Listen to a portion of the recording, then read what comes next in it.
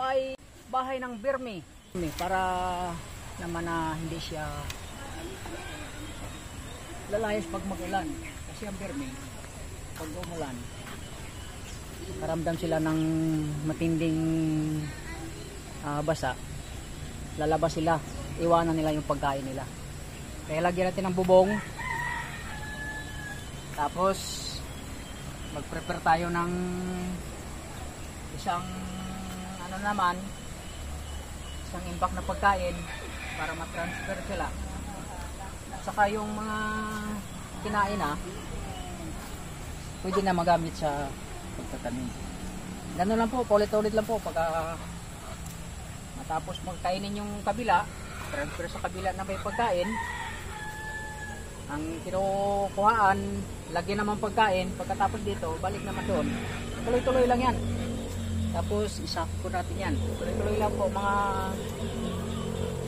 kabons.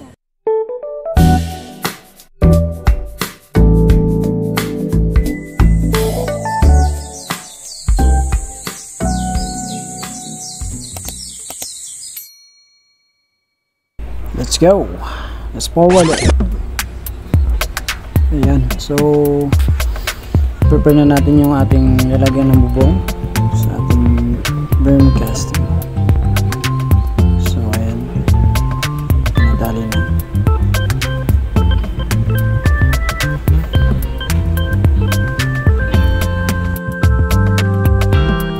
So sakto to, no? May mga kawayan tayo. May isa kasi ditong puno na natumba, kaya may makukuha tayo para magamit sa ating greenhouse.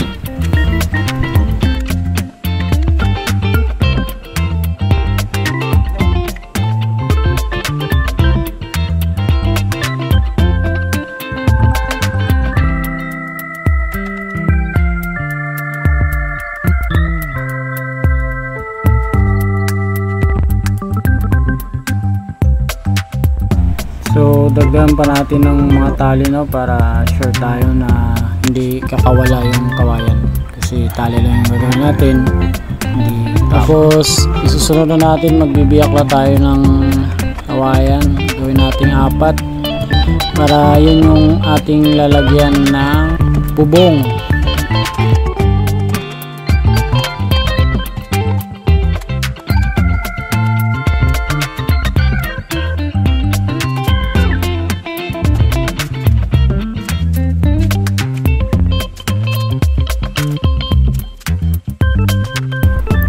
Ayan, itatali na natin ang mga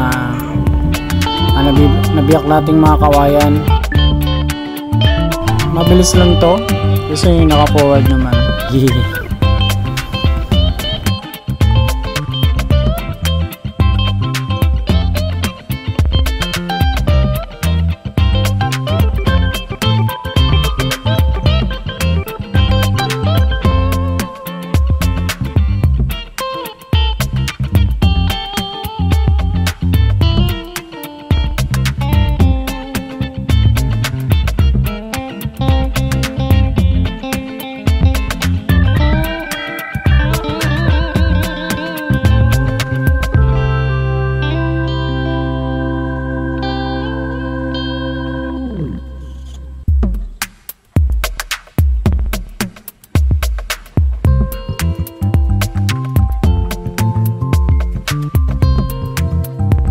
Isusunod naman natin yung pagpuputol ng mga excess nating mga kawayan para hindi sagabal sa ating gagawing bubong. So tamang lagari lang tayo.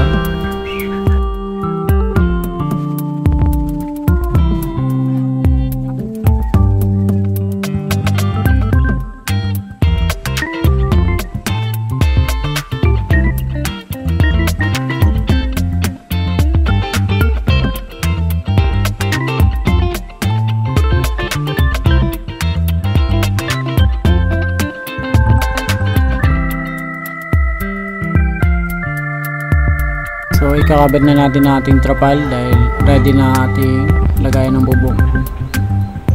Ayan. I-sure lang natin yung mga tali para hindi siya matangay ng hangin. malakas na hangin.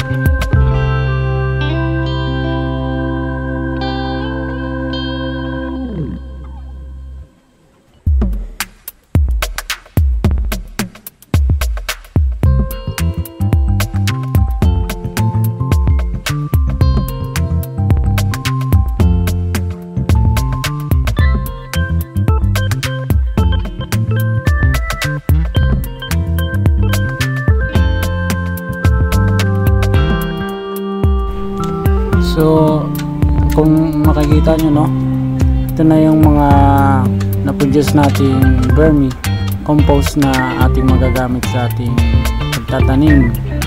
Maganda yung kinalabasan. At sa kabilang bed naman ay yung mga pagkain nila.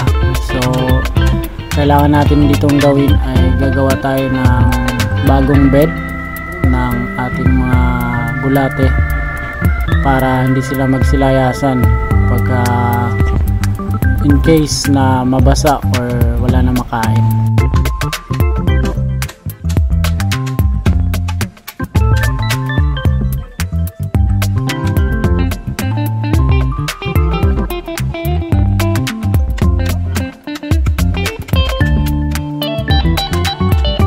Ang iba pala rito mga bulate ay ating mga napulot na, no, sa ating paligid, kasi dati may mga compost na rin kami na ginawa kaya sila naglinayasa kasi hindi na naalagaan. So ngayon ay i-restore natin.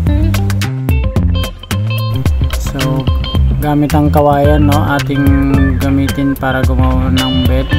Ito yung mabilis na source at hindi tayo gagastos kasi ito yung mga available na magagamit natin.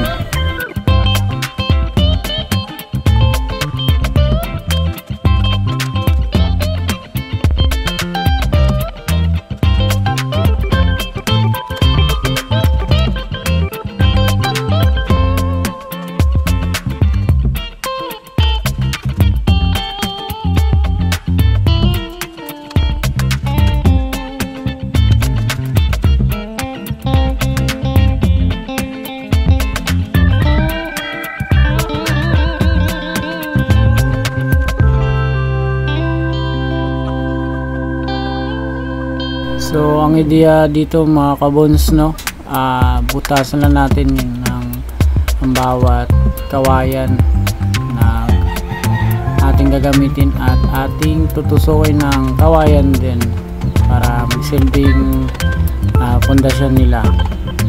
Ayan, atin lang papaluin yan para bumawin siya sa lupa at maging matibay din ang ating vermicompost bed.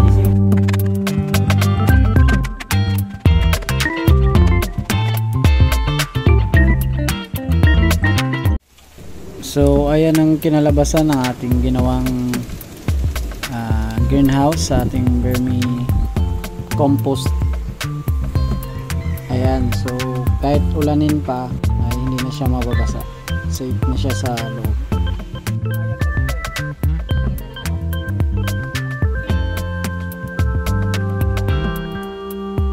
So ngayon ay ina-harvest natin yung mga na-compose na ng ating vermi.